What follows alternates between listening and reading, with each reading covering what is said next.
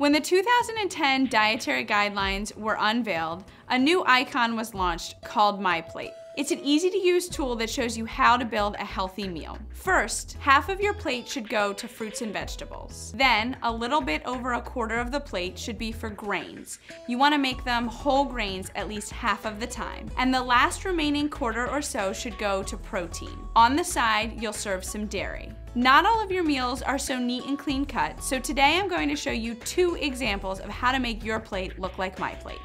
Our broccoli ricotta pizza delivers vegetables, dairy, and whole grains thanks to the whole wheat pizza crust. The crudité adds an extra serving of vegetables, and then you dip it in hummus for a little bit of protein. Round out the meal with a fruit cup. This sweet and sour pork stir fry includes fruit, vegetables, and lean protein. We add pineapple for just a touch of sweetness. Serve it with brown rice, which provides whole grains. The mixed green salad on the side adds more vegetables to your plate.